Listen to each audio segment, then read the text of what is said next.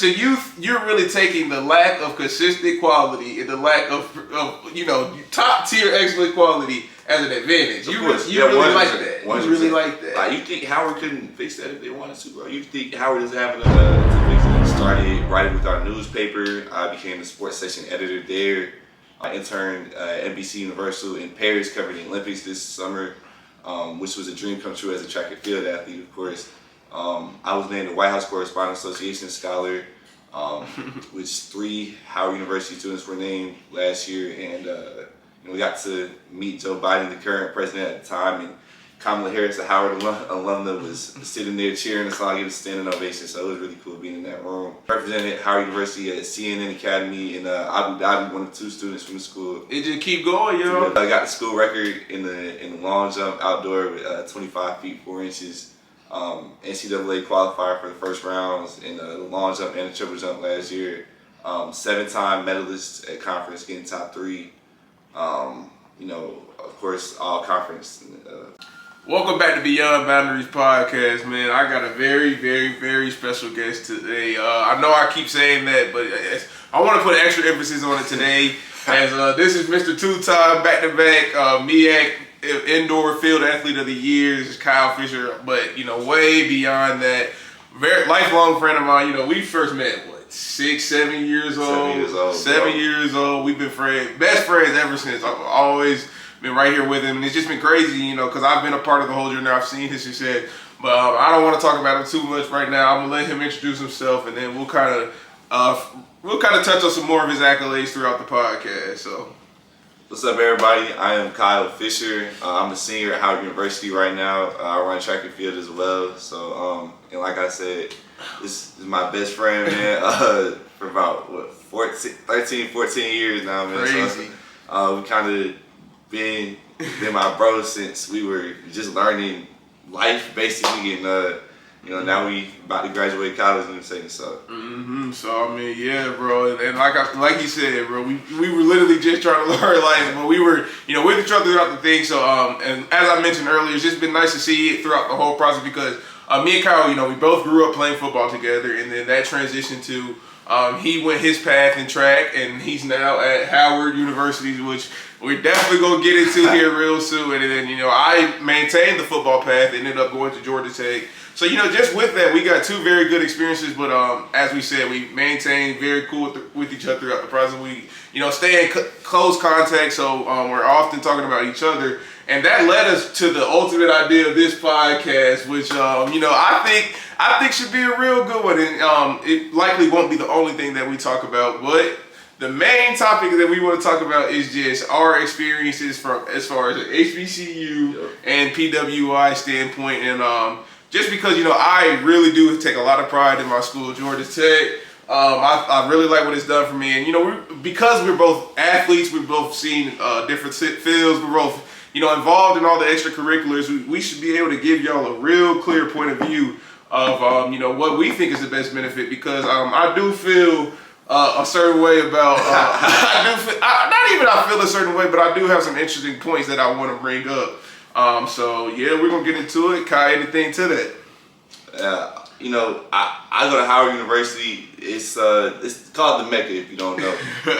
It's called the Mecca because, that's the spot. That's the central point of Black America, from a educational standpoint and from a leadership standpoint. You look all around the country, there's Howard people everywhere. Like, if you don't even know it, just say HU wherever you go to work, wherever you go get your lunch. Just say HU and see what happens. You'll get with that, it's over with. So. It is real big for credibility, and I want to admit, I've been thoroughly impressed. I really like, what the Howard brand name does. Yeah. How much weight it holds. Like, I'll never take that from you. But because I am an interview type of guy, how about I just interview you on, the true experience of the HBCU life? So everybody knows kind of this. Everybody knows kind of the things that make mass attention sometimes. I remember when we first got here, you were part of the whole tent situation. Everybody was kind of boycotting everything, and then it's just been tons of stuff that's come down. So really talk about your experience and everything about Howard. So if we're just talking about, some of the more negative things that have gotten out to the public and, kind of cast aspersions on the brand name that is Howard University, and a lot of that stuff comes out from the university, from the students, who are displeased with some things. But it's the great thing about Howard, though. That's the great thing about HBCUs, man. Like, you just get them experiences. You learn how to protest. There's a spirit, there's an environment there where you're not just gonna go for anything. And I think that's what makes the student body and the environment so special, where everybody's so comfortable and so okay not being okay with things, and really willing to take those things, to bring attention to different things and learn about them and fix them. And I think honestly that's why you see so many Howard people beyond Howard starting these different movements. At the head of the DEI movements, man, at the head of the Black Lives Matter, man, Howard University was always so pivotal. And I think it starts from things like that our students really take part in. Yeah, and so you say that they teach you guys to not be okay with things that you shouldn't be okay with. But my thing is, like, you think it's almost like a simulation where they give you things to not be okay with, and they let you deal with it. Let me tell you something, bro. You don't choose an HBCU for your time at the HBCU. Yeah, okay. You choose the HBCU to prepare you in your career and to prepare you for life. Okay. Right? That's life. If you wanted to go somewhere with the #1 campus, with #1 housing situation, there's a ton of the small little schools around the country you could have chose, but you chose Georgia Tech, right? Why? For sure. Because of what it would do for your career and how it prepare you for life, right? I mean, yeah. So I ain't never seen a #1 campus get somebody a job. I ain't never seen a job interview and you write down under your skills, your qualifications, I had a nice campus at my college. Nobody cared. Okay, but what do you think? What do you think that are the buildings on the nice campus? You think they're just buildings that look pretty? Hey, I mean, if you want to, because I think that Georgia Tech having a very consistent and a very well library, a very good undergraduate learning commons and all that were huge to the success of my career. I think all the resources they provided me, because I know it's something I reiterate in all of my videos, and it's something that I'm very proud of, because I'm graduating from Georgia Tech in 3 years. And I just think because I had such a consistent, I was able to build a consistent routine where I wake up in the morning, I would hit my rec center. Yeah. Very good rec center, very good facilities. I would go to the library, which is not too far. Great transportation, great reliable transportation as far as bus. They do real good with the lanes as far as because a lot of people do scooters. I was huge electric scooters. Yeah. They do a lot of things to make sure all that's going good. And so I was able to hit the library every day. Felt good. There's shops in there. All the system. I think there's a lot of things that go in that work well that allow me to really maximize my time here. That's all good and dandy. I swear it's like, that's great. You know what I mean, bro? Like that's fun, that's cool, that's convenient. You know what I mean? Y'all get real used to convenience. And that's why, the Georgia Tech students, they'll be hired, they'll be in place, but they not the leaders, they not world breakers. They not the leaders. They not the first black, vice president, not first black Democratic nominee. You really like Atlanta, don't you? They not Thurgood Marshall, bro. I do like Atlanta. I like keep Atlanta safe. That's why I like Fetty Willis, the DA, who the district attorney who tried the YSL. Who the mayor? Dickens, Andre Dickens. Yeah, he real cool, lady. Hey, shout out Andre Dickens. I see you at church. You ain't. He active, man. Shout out Andre Dickens. Where he go?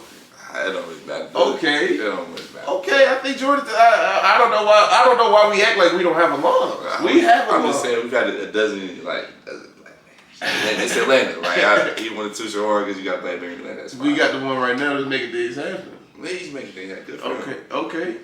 And so that's what I'm saying though. Like I really feel like you said we're just used to convenience. Yeah. I think it's more so. We like to hold things to a higher standard. We pursue excellence is the thing. Ooh. And we're just not okay with things not being okay. And we want to fix it. We're very problems. I wish I could quote our... I ain't never had no problems to solve. That's the problem. That's what I'm trying to tell you. We ain't never had any problems to solve. So you get to the workplace, right? And then, oh shoot, I've never not had everything handed to me. I've never not had all this stuff. That's not I've true. never not had all this stuff. oh man, so you don't know what to do. Y'all not innovative. I mean, y'all not used to that. and- Y'all don't know how to bring a case up against an institution that you work for and get results. You've never had to do that. At the end How of the day, teaches life, you to do that? At the end of the day, life is still life. Like you act like just because we go to Georgia Tech, everything is smooth sailing. It's a very rigorous school, and you got to be able to demand a lot, especially being a student. School isn't rigorous no matter what. Like that's a problem. No such thing as rigorous school. That's the problem. And all you have to worry about is class. My people have had to to worry about about homes, bro. They were going to school. That's not okay. I'm just saying, like that's not okay. I feel like that's a distraction. I mean, like, it's a distraction, but life got distractions. Where in the workforce will I have to go to the work and have to worry about air conditioning? That's what I'm saying. It's Georgia Tech. Y'all don't got to worry about nothing but studying, and that's not real life, bro. So we get prepared for real life. All y'all got to do is study. So you're really taking the lack of consistent quality and the lack of top tier excellent quality as an advantage. You really like that. 100%. You really like that. Like, you think Howard couldn't fix that if they wanted to, bro? You think Howard doesn't have enough money to fix that? I think they do have enough money, exactly. And I'm just curious. And I'm curious. And I'm not calling it out, but I'm just curious what's going on with the funding, because it's like you guys have a ton of great alums. They seem to be donating a lot of money, right. But yet the news that be reaching the mass attention, mass media, seems to always be something that has to do with lack of funding and all that. I mean, and like, what's up with that? At the end of the day, we get a lot of donations, which is amazing. Thank you for everybody, but we're just not a publicly funded institution. So we're not a state school. A lot of HBCUs are state schools. So you have Virginia State University, a lot of land grant HBCUs in Florida and South and all that stuff. In DC at Howard, we're a private institution, and things are expensive in DC specifically. Especially getting buildings made, everything with all the history there, and so it actually is a different struggle for us, even as an HBCU.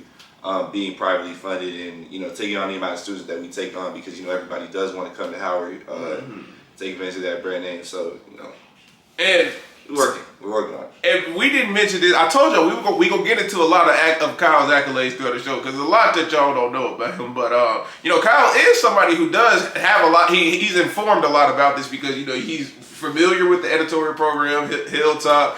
He's a very good representative as far as, anytime they want somebody from the athletics end, he's probably the man they're going to send and all that. So Kyle is a reputable person who knows a lot. Matter of fact, just go ahead and dive into some more of the extracurriculars you are involved in. Sure. So I came in as a journalism major, made that decision just because, one, I was playing sports as well.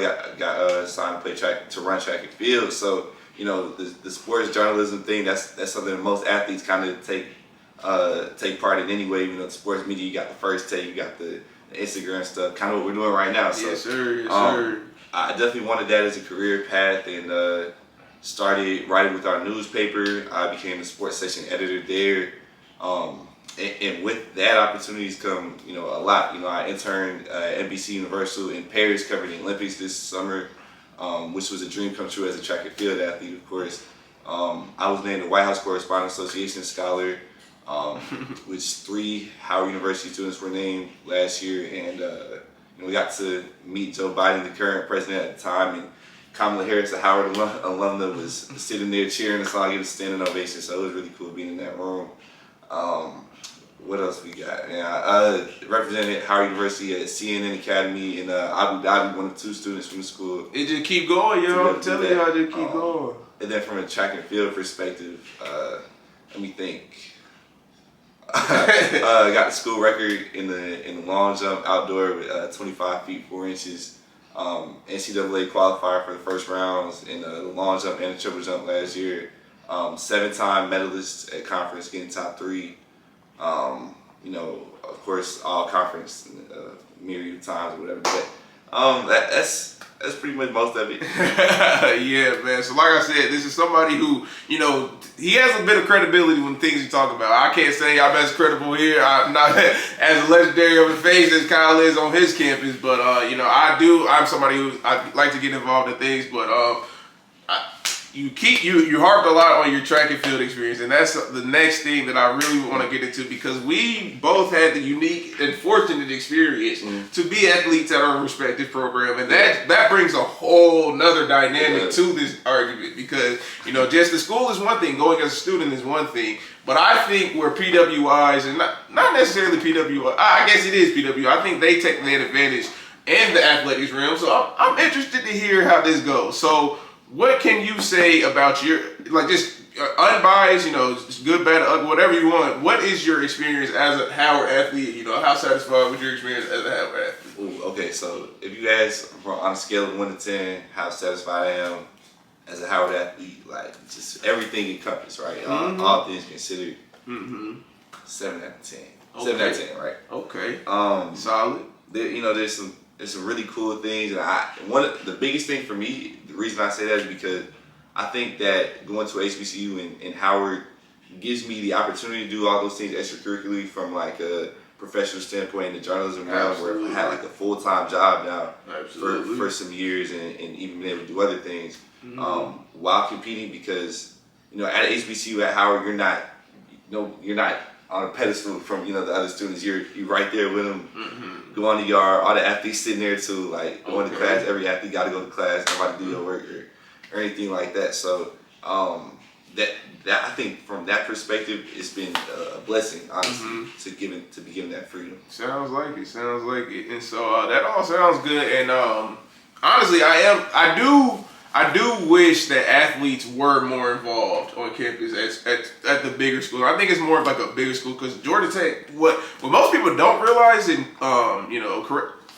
apologize if I'm wrong, correct me if I'm wrong, but I think we might be the biggest in the state now as far as students attending. We're around 40,000. So Georgia Tech is a big school, and so athletes here, I think it's more like a bubble, and I think it is, but I really do think a lot of that has to do with the emphasis they try to put on to try to keep athletes advantageous in our programs. You know what I'm saying? So we don't eat, we have a separate dining hall. There is the Athletic Edge dining hall, of course, weight room and all that is in itself. It's really just an athletic facility. So you think all the things that you do throughout the day, excluding just class. Of course at class you're with people. And you're with the student body, and like you said, all of our athletes have to go to class. But other than that, I think we are kind of secluded a lot, and I don't really mess with it. But to that point, I think, I really do think that, as far as just what I've seen from other HBCUs, talking to a bunch of people, not even Howard specifically, I do think that there's an extra level of just, I don't even know the word. I think a lot of funding goes into making our athletics good, and I think that the HBCUs lack that. And I just want to hear what is your experience as far as facilities, as far as training, as far as nutrition, all of those type of things? Because and I'm not even trying to. I'm just curious, and people probably want to hear. Yeah. So the positive that I just brought up with us, kind of being everywhere and being in everything with the rest of the student body and being involved is a double-edged sword, right? Because when they go through the trenches, we go through the trenches too. The athletes be in the mud right with them. Really? And then we get on the flight. We got to go against LSU, Texas. Wow. See? So, that's definitely been, something throughout my career that it's been a little bit of struggle sometimes. Cafeteria might run out of food, y'all. You go to the cafeteria after a hard day of practice and the weight room, you so hungry, you get there and it's just empty trays. They don't even have the decency to take the trays up. They just leave them there empty to toss you for real. Wow. You know what I'm saying? So being hungry, that's something I dealt with, especially my first 2-3 years. My first 2 years particularly on campus, man. I was hungry a lot, which made, improving and staying healthy made it a little bit harder. And that's just my whole issue. To go back to the point I made about the facility, I think that Georgia Tech has done a wonderful job in all sorts of aspects. Athletically, academically, as far as career, everything. Georgia Tech has done a great job of putting me in a position to where if I want to excel, I have no excuse. If I want, you know what I'm saying? We have multiple dining halls on campus, 3-4 dining halls on campus. So, there should always be food. And if it's not a dining hall, The method I do is I use Buzz funds, and I do low money onto my Buzz card, my student ID, and I'm able to shop at these places locally. You know, big name, and this is not a Georgia Tech standard. I think it's more just like a bigger school standard as far as Panda, Chick-fil-A. There's a good selection of food that I can eat, and then that's just as a normal student. Right. Like I mentioned. We have the athletic dining hall, and football players specifically. Every day after practice, we were getting catered food. And, you get free meals on weekends. You get DoorDash loaded to you and stuff like that. So you know what I'm saying? Like there is never a time that, like you said, as you said, you were hungry. Yes. Like first of all, as a student, I don't think that should be the case. But as an athlete, I think that definitely shouldn't be the case because our whole performance is based off nutrition. Like nutrition is a huge part of our performance, and that's my thing. I think I can really just appreciate, and of course, football is different for me. Just because I wasn't one of the star players or anything, but I was still like somebody who. Weight wise, if I needed to put on weight, there was tons of strength coaches, available to help me in the morning to put programs together for me. If I needed to if I wanted to gain or lose weight, there's a nutritionist. There's snacks in the locker room. There's all that, and you know what I'm saying. All that really helped me become the best version of myself. There's a lot, right? Because of that, a lot of Howard athletes, a lot of Howard athletes have a hustle. Like everybody got to hustle. Everybody, really? Yes, because you have to, bro. And you don't think that's a distraction? Because, Howard, bro, no stipends, bro. Like, no stipends. We eat the same cafeteria with everybody else. Food might run out, bro. And then, but it does take up the time. So like, you know what I mean? These officials, like a lot of you, like jobs, you can't really work part time because you might be traveling this and third. So. We got something like I work on the newspaper, man. Like my teammate, he be acting, directing, shooting stuff. So you really had that muscle, and that could be a good thing, bro. I'm telling you, it's like the experience that binds us all, right? I feel like it makes us a certain way and leads to success. But yeah, it's definitely like, bro, we be working, man. Working, trying to eat because it's just not that easy. And bro, like you said, man, like with the strength coaches, bro, we might have. So we have one coach for the team, one strength coach for the team, and we share the same weight room with every other team. You know what I'm saying? It's not a big weight room at all. So there might be like 2 hours out of the whole day where you can grab a rack in the back of the weight room and work out. So if you have class during that time, that's tough. You can't use the weight room. I'm really glad people are hearing this. And like you said, can you be secluded sometimes, bro? Our gym is not very. Like our Bird Gymnasium is what it's called, right? It's not very big, so like the classes are in Bird Gymnasium. Like the weight training classes, they're all right there. So sometimes if you want to get on the bike, you can't because there's a class in there's a class in there. You can't really ride the bike to get a rehab. Wow. The track team will have a trainer for the whole team, and this one trainer probably has a couple different entire teams they're responsible for. And bro, we've had 3. This is my 4th year. I've had 3 different people for that, just because it's overwhelming. It's a lot, and people are like, guys, like I can't in good conscience be responsible for all these people. But it's a lot to handle, man. All those athletes, because for sure you get people that are just banged up because they hadn't eaten, so they're going out there trying to do this, push their body to the limit. So you have a ton of injuries, a ton of this, that, and the third, and a staff that's often overwhelmed. I've never traveled with an athletic trainer, to a track meet. So you get hurt there, need taping. A lot of times you relying on another team. You relying on goodwill. You relying on goodwill from different training staff. So that's. And see, and I know, especially with you, Kirby. Like we shouldn't. I don't want to just bash on that, but I personally think that that's not right. You know what I'm saying? I think that as athletes, there should be a level of like, because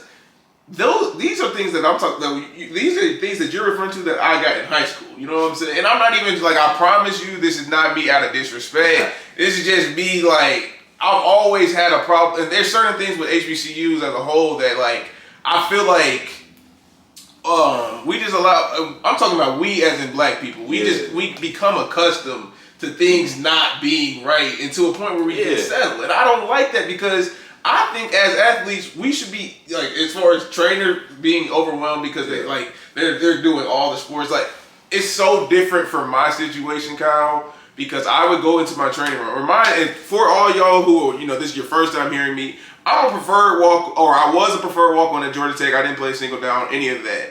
But the minute I walk into the training room, I wasn't having to wait more than 60 seconds to get attention.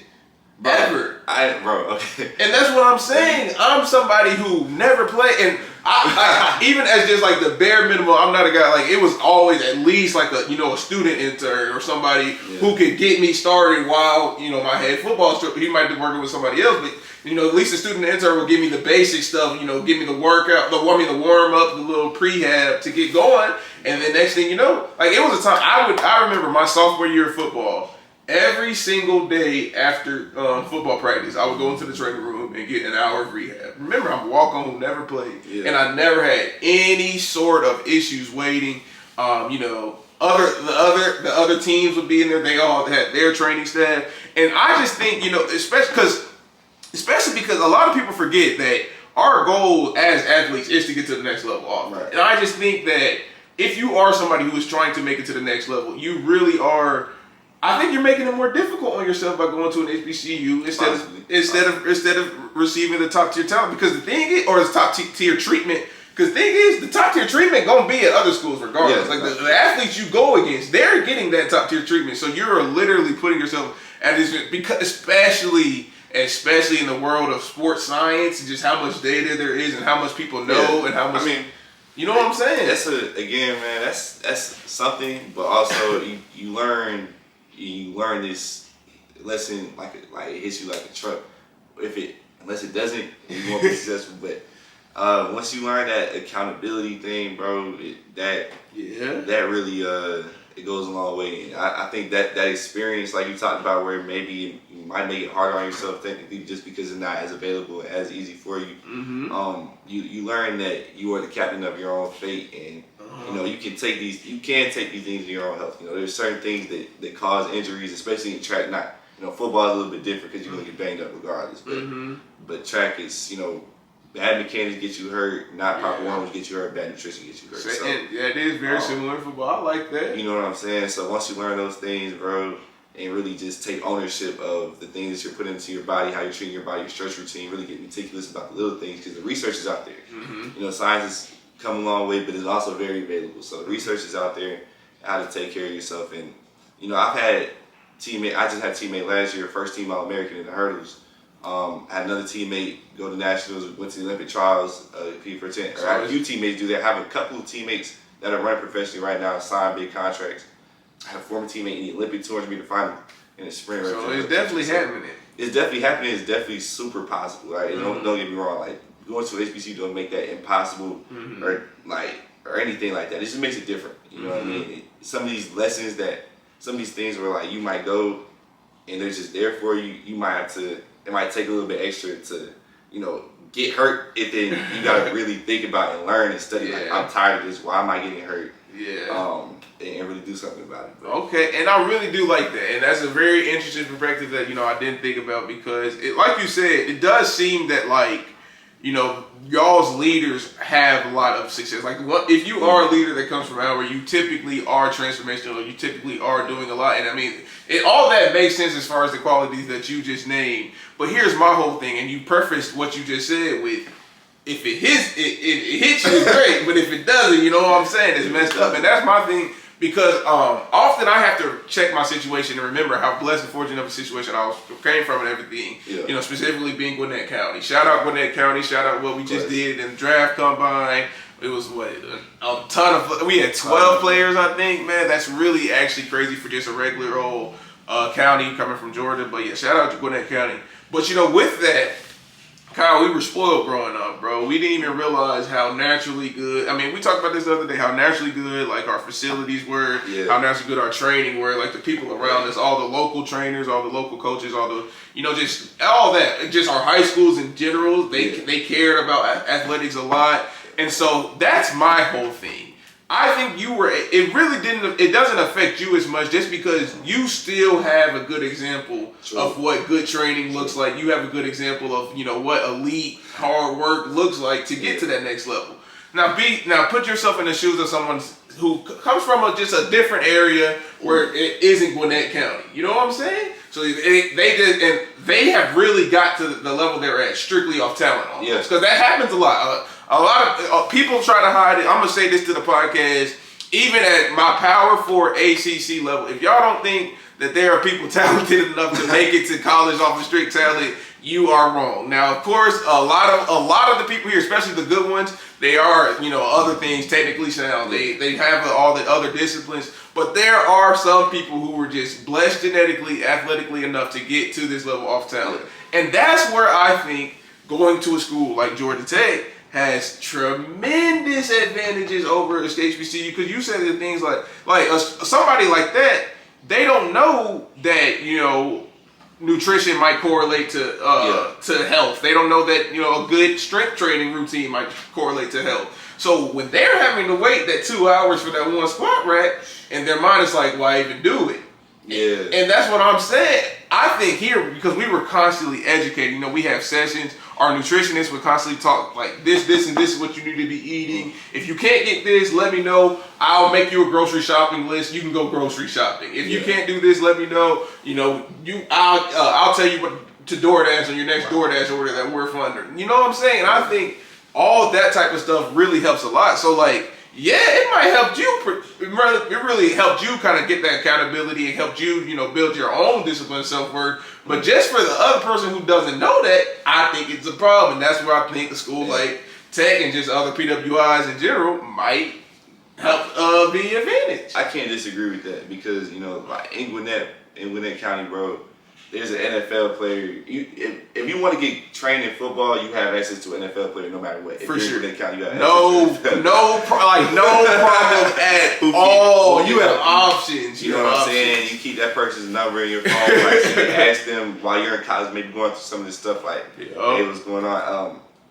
Atlanta has the best trainers in the world. So that's what I'm saying. Like here, I work with an amazing jump coach who went to Nationals D1 for years, and also Olympic champion. And That's what I'm saying. That's what I'm saying. I have that level, but I have seen, man, so many times, bro. Like people get to the program, and because the trainers and the coach are kind of, I don't want to say overwhelmed, but they have a big job. A lot of people to look after them, not to help, and a lot of different issues that everybody's dealing with because of everything we mentioned earlier, bro. Like they might just get to the school, and because they don't know no better, when they get hurt, they just kind of sit and they go wait for 2 hours in the training room and do all this stuff, and they don't really see results. And then next thing you know, they're just not on the travel list for the season. And it's all a trickle effect. From there, and their whole career is just derailed. Not because they were doing something, not because they weren't trying to take it seriously. Yeah.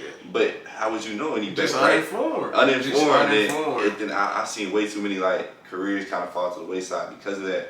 And that's my whole thing. And this isn't an HBCU specific thing or nothing like that at all. I just feel like that's often a problem with the sports path in general. And we don't have to get to that this episode, but I just think that's something that needs to be brought up more in our community in general. It's just we put so many eggs in a basket for athletics.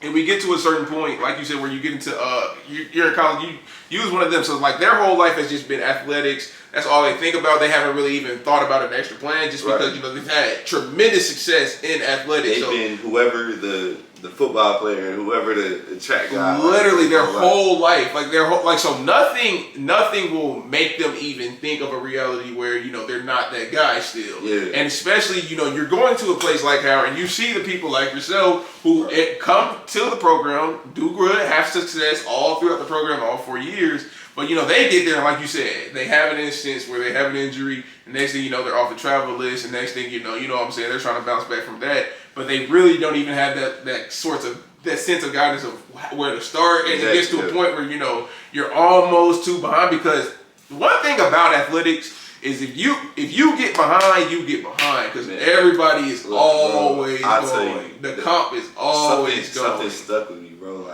Talk to me. I was in 9th grade football practice, right? Mm-hmm. Man, they said the play, bro. I'm at receiver. I'm supposed to block this cat in the secondary, right? Yep. And then boom, so I run up there, so I shot my feet, try to block him, I miss him. And then I remember I got back to the huddle and my coach like, you supposed to block? Did I tell you to block him? I made up like 3 different excuses on why I couldn't block him, this and third. Oh, he wasn't even in the right spot. Oh, he took a weird angle, this and third. And then, you know, he said, do it or I'll find somebody who will. Oh. He said, do it or I'll find somebody who can. Oh. And that, bro, that's stuck with me ever since then. That's like, that's real though, and that is so real. College athletics, you do it. You got a way to do it, or they'll find somebody who literally, can. bro. The excuses don't matter. Like you said, bro. Like I was saying, man. If you get behind, somebody is trying to get that spot, and somebody gonna do it, and somebody want that spot bad, Kyle. People are always rushing, and the competition is so much more in today's because everybody sees, like NIL made it even more different because everybody knows the potential that you can get, all the money that you can get. This might be the hardest time ever to go D1. Oh, for sure. I think for sure. Especially because NIL is first coming out, so people are seeing the crazy numbers and people are like, I want that. This is the only thing where people get paid this level where there's no salary cap. It's the only team environment where there's no salary cap. So this is really, we're 17 through 20. You know, it can be a lot, but 17 years old through 23-year-old mainly. 23-year-old now, but hey, what with all these extra eligibility things? You know, JUCO not gonna count for the eligibility. You got the COVID year still going. Like and that just be my whole thing that I'm trying to get people to mention or realize, bro. Like everybody, yes. There is a ton of money to be made in athletics. There's a ton of opportunity. There's a ton of things to be done, but y'all don't realize how many other people are realizing the same exact thing. They're realizing the same exact thing, so they're trying just as hard. They're working just as hard. And like you said, it's a huge. Right now, more than ever, it's a huge do it or I'll find find somebody who can attitude. Because guess what? If somebody's messing around at a program, they don't have to deal with that no more. Man, look, they just signed those scholarship papers and they're like, look, I got you for 4 years, 3 years, super lucky. So you know, whatever I can bitch this person and you know he gonna have to sit and then he gonna learn the way I want him to learn. Yeah, now he gonna develop through the program. Now you bitch that person, try to teach them a lesson. they hop into the portal. They go. And that's not where it ends because it's the minute they get a text, hey coach, we're leaving. What that coach doing? Hey man, you interested in coming for a visit? And it's just a consistent process of do it or find someone who can. So back to my point where I'm saying it's just everybody is getting to this point where we're doing so much because like you said, it's harder than ever. Yeah. So it's because it's harder than ever. What do you have to do? You have to put more time and you have to work harder than ever. And all that comes to a point, and it just specifically like when the example you were saying, where they're just falling out of the depth chart, and then like where do they even go from there? Where do you go from there? Because it all happens so sudden. Like one moment you're the guy, then you just get hurt. You think nothing of it. Oh, I'm hurt. I'll be back. Just like it traditionally would have been. Back in the day before the transfer portal and everything. If you got hurt, you could kind of take your time because you knew your spot kind of still had to be there. But now. It's not that. So all of a sudden you're hurt, and then you fall out that travel list. Everybody keep going, and you're just sitting there, and you whole life has just been putting all your effort into the sport. Yeah. Where do you go from there? Yeah. Where do you go from there, bro? That really, dude. What's not discussed enough is the mentality and the toll that being hurt as a collegiate athlete. Oh my goodness! I tried to tell people about it in my other videos. Y'all gotta do more, and please have more empathy, bro. Please. I can't stand when somebody is hurt and all y'all are talking about is get back. We need you on the field. Blah blah blah. When he coming back? Because that'll be all you hear as the athlete who's hurt. That'll be all you hear when you come back. When you come back. And the crazy thing is, somebody asks you that Monday. By Wednesday, like, you back yet? You got a 3-4 week injury on Monday, you know what I'm saying? You tell them you're not good on Wednesday, they're like, oh, you back practicing today? That messes with you, bro. And you have to do that for 3-4 weeks. For 3-4 weeks, you gotta say 10-12 times a day how you doing and how you still hurting and that word still. And then it's not even on that. It's that alone, and then like you said, the mental aspect of it, just because people be thinking like, I don't know. I think people like to think that like athletes like enjoy being hurt. Like they just they're taking the time off or whatever. Like that. This is a sport that you've played your whole life that you love. That all of a sudden you are physically unable to participate in, and you got numbers that you're trying to do.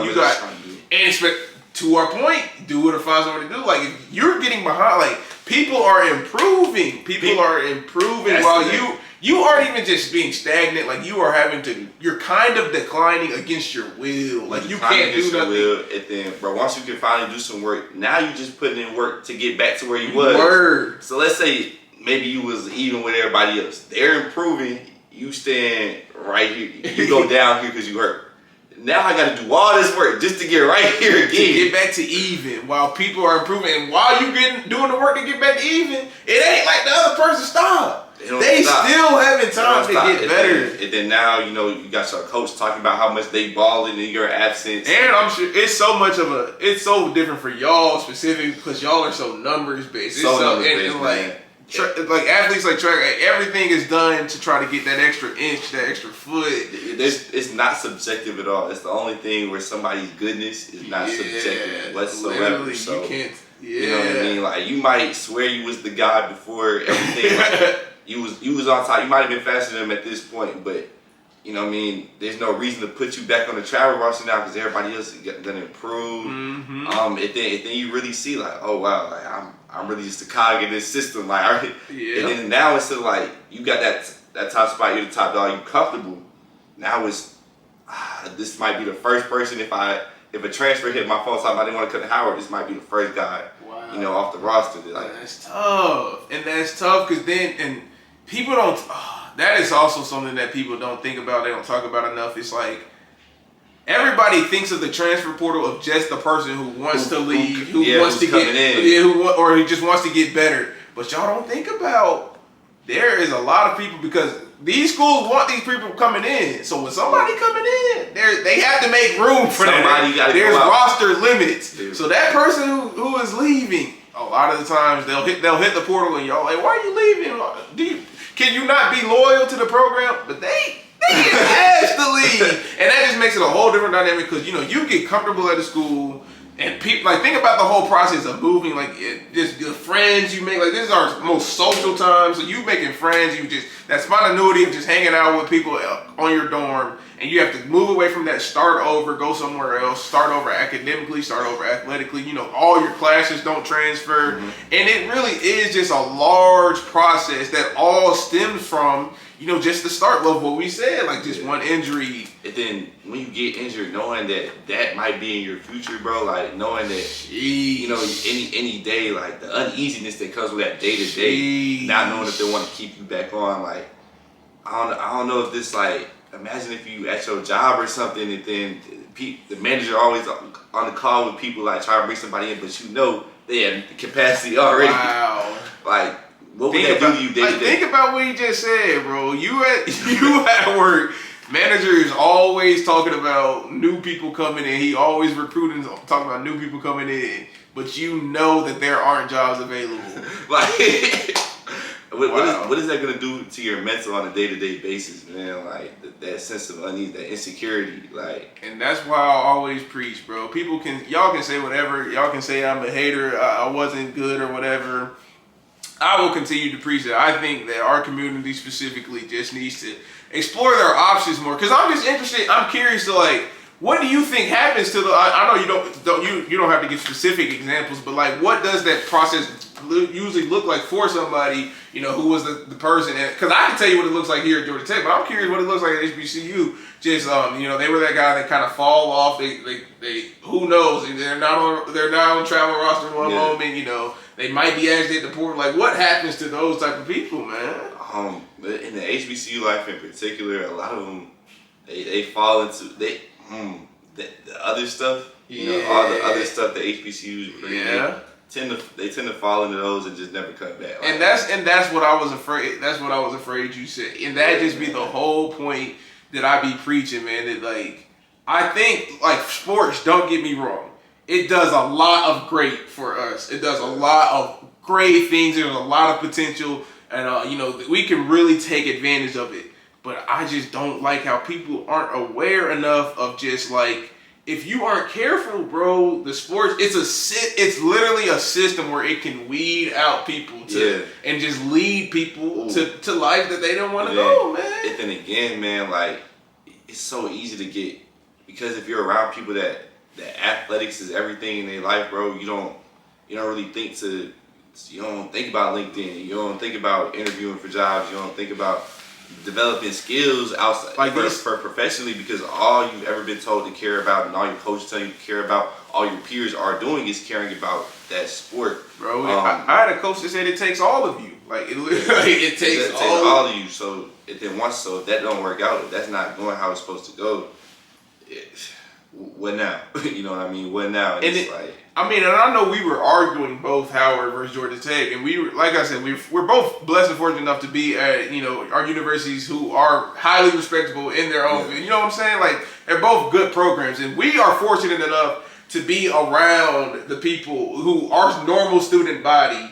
If we can't get it or like to the point you're making where we can't, our team conversations aren't having like those LinkedIn conversations, those career conversations, that you're not really getting that in your athletic field. We are fortunate enough to where our student bodies are heavily aspiring people. They're heavily involved. They're all doing so. We have the ability to talk to them and learn from them. But you talk to you go to another school, and I'm not trying to put another school down or anything. I'm just saying that we have the advantage. But I'm looking at everybody else's situation who doesn't have, these Georgia Tech students to go talk to, who doesn't have these Howard students to go talk to. It really can just be like, okay, all my stuff is into football, and now here I am about to graduate, and I really don't know where I'm going. And like I said, I'm not saying this because I'm not even trying to act like Georgia Tech is better than anything. I'm saying this because this is I have seen this scenario, bro. Like, this is real stuff that happens. Like, just we have so much involved into football. And another thing that I want to put, and I'll keep saying football, but athletics specifically, it's finite, man. It's at one day it's going to end at some time, regardless. Like, some people are blessed that they get to play for longer, they get to go to further situations, but at some point it's going to end. And I just really think that we should put more emphasis on when it ends, what life after it ends. Yeah. Shoot, man, it's tough, bro. Because God, why would the coaches want you doing that? Like, they don't. Why would the coach want you doing that? They man? don't. Why would the athletic department real? And I'm just thinking about it, and like I really get this idea because I'm talking to somebody who you are as successful as you are in track and field. You know what I'm saying? Like, I'm not even trying to hype you up or anything, but it's hard for the Howard track athlete or Howard athletes in general to get to the level that you were at, man. Like, not everybody's gonna get to the level. You have a school record, and even yourself. Before we started the podcast, we were talking about what you had lined up. And upcoming. You know what I'm saying? If you don't keep going with track and field, you have something lined up. Right. And I'm just thinking, like, a lot of people in this country aren't as good as you at track and field. Yeah. And a lot of them are doing track and field banking on the fact that, track and field gonna get them somewhere. And I don't know, that's kind of concerning to me. I don't like it.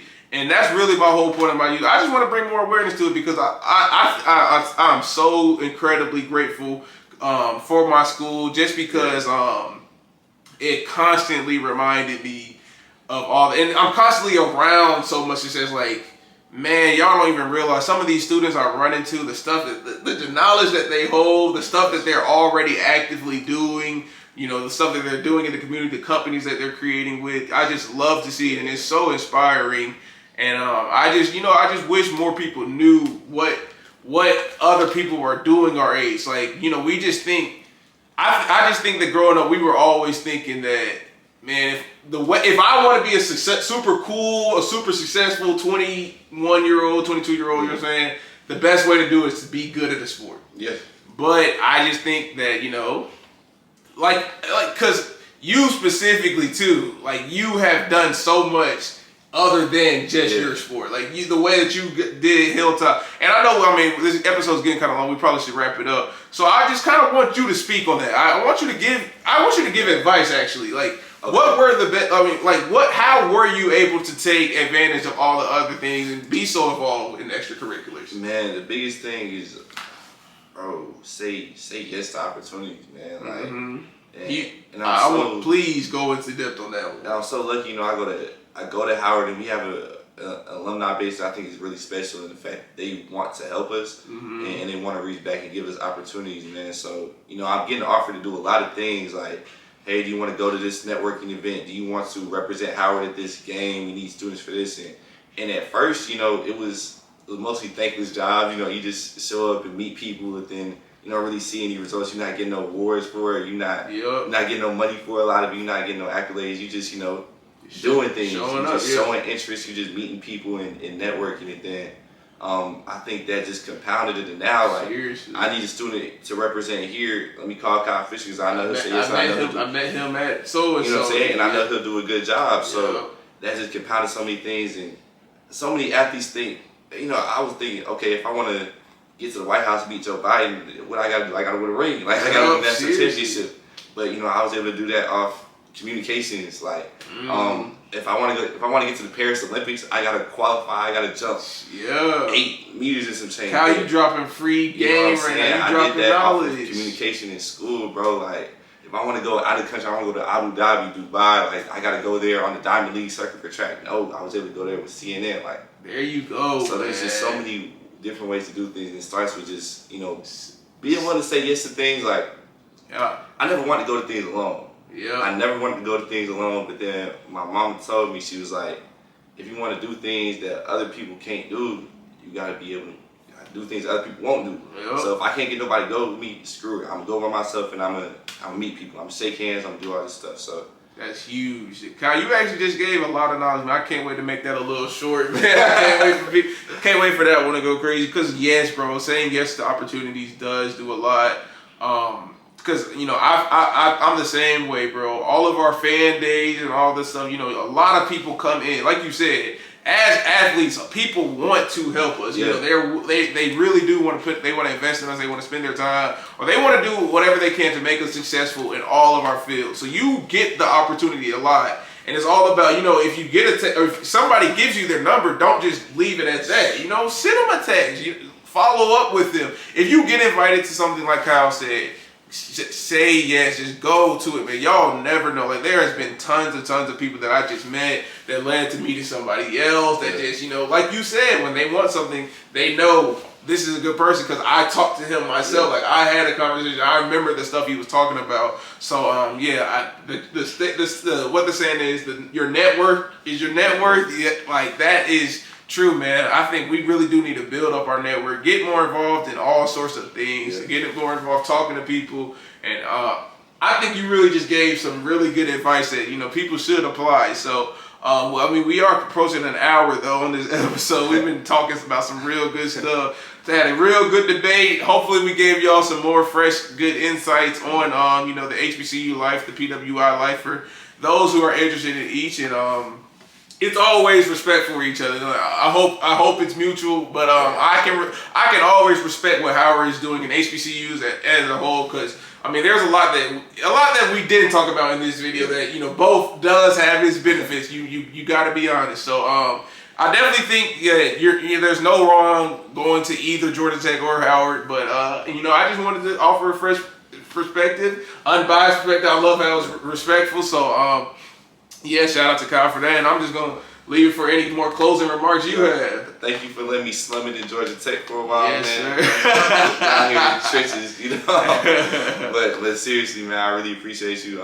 Really love what you're doing this podcast, and bro, I was just so happy to have this, because this is a debate we've been having for what, years now? Yes, sir. And thinking about how much our perspectives have changed. Seriously. I think we both kind of come around to appreciate, you know, what the other schools have been. Yeah, for sure. Because like we got to the point where like we're literally seeing what the other school is doing for each other. Like I'm seeing all the stuff that you doing, or Howard has got you. You know, I have tons of opportunities that the Georgia Tech name itself has just got me. So Yes, definitely interesting. I love how it's just a start. Yeah. It's going to be a fun journey. It's going to be a fun ride. If you made it this far, I truly do appreciate it. You have no idea what that means for me. And just as always, man, y'all be good, be blessed. Peace.